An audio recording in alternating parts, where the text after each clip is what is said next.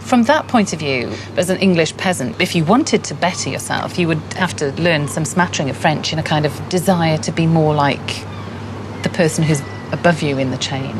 So without even realising it, I think we are a kind of shopping basket of all kinds of different language ingredients, which has affected the way that we live and think and are able to describe things. So I could say to you that, this is jolly nice. And that sounds like the quintessential English phrase for things being pleasant, but pleasant itself is French, and so are the words jolly and nice. The Normans then had an enormous impact on Britain. Our architecture, our language, our culture, even our nosh. But the big problem with the Normans is working out who they actually were. The name Norman comes from Norseman. It's a little known fact, but William the Conqueror's army was of Viking origin. The Normans were descended from Norsemen who grabbed the bit of French coast which is today Normandy. The trouble is, there are two kinds of Viking, both of whom were dubbed Norsemen in the early Middle Ages, but each with a different genetic profile. One bunch came from Norway. These Norwegian Vikings were, in genetic terms, the same gang that gave the Picts short shrift up in Orkney. The other crew came from Denmark.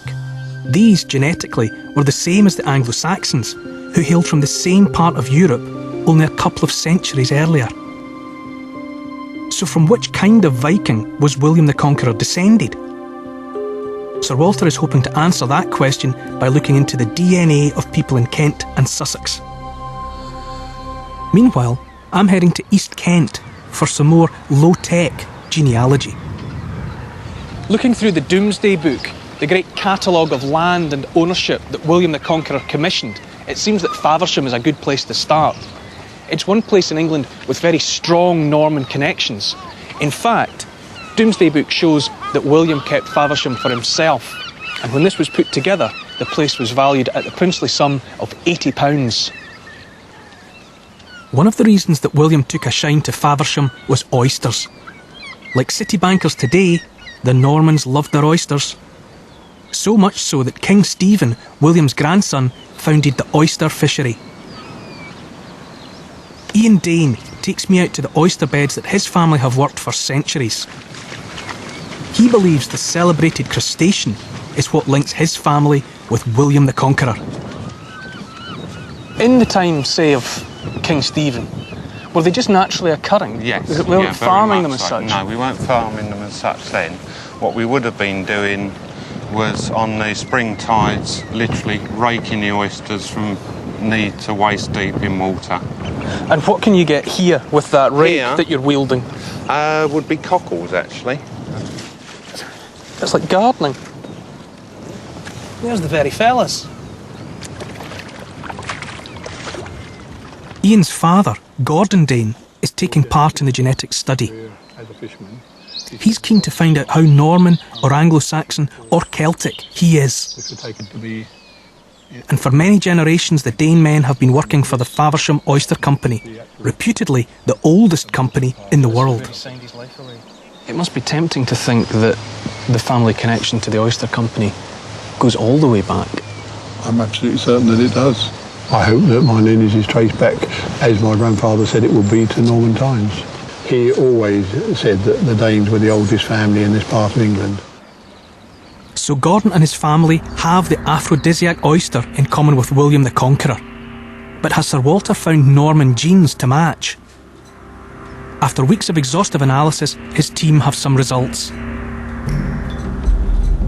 Sir Walter has been unable to find any genetic sign of the Norse Vikings. The results clearly suggest that the Normans who conquered Britain were of Danish Viking origin.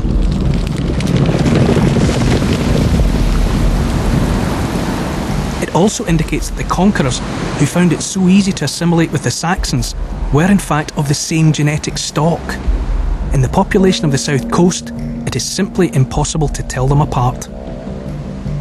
I think we can say that it's very unlikely that those Normans had a major contribution of the Norse Vikings, the ones that we would associate with Norway and Sweden, because our particular Y chromosome differences that we use to make that distinction, those aren't there in the Normans.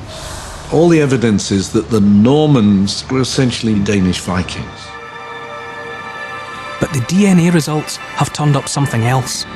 30% of the regional genetic profile is Celtic, a strong genetic echo of the original hunter-gatherers who first settled Britain. It would appear that as we get further from the east coast of England, the Anglo-Saxon signal weakens and the Celtic signal strengthens. So how about Gordon Dane? Where does he fit into this picture? Coming from a long line of Faversham oystermen, he harbours dreams of being a Norman conqueror. But what will his DNA show? If we take Anglo-Saxon, and that's a broad term, you're 6.5 times more likely to be Anglo-Saxon than of Celtic origin. So there's no sign of Celtic ancestry in Gordon. He's either Norman or Saxon.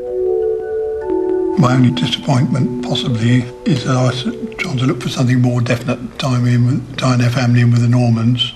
I think what one has to remember is the Anglo-Saxons came from Denmark. The Danish Vikings also came from that area. And of course the Normans were essentially Danish Vikings. They came all from the same area, so they were the same people. In the area where I live, there are loads of places named after the Danes or with Dane in the name, and they seem to spring from the Norman invasion, and so obviously we're hoping that we could be traced back into that era. Well, that certainly fits with this. Well, I think it's great, fantastic actually. Sir Walter's genetic map is beginning to reveal clearly defined regions. Anglo-Saxon in the east, Celtic in the west, Norse Viking in the northernmost tip of Britain. But where does that leave the rest of England? The big bit in the middle, which has been subject to influences from all sides. Sir Walter is looking to Oxfordshire, where, as it were, east meets west, to take the genetic temperature of Middle England. But the results in Oxfordshire, we think, are remarkably clear-cut in terms of the balance between the Celtic representation from Devon, Cornwall and Wales and the Anglo-Saxon represented by East Anglia, Norfolk, Suffolk and Lincolnshire. And our estimate there is that it's about 51% Celts. And I think that really does fit in with the pattern of history as we see it. The big result then is this.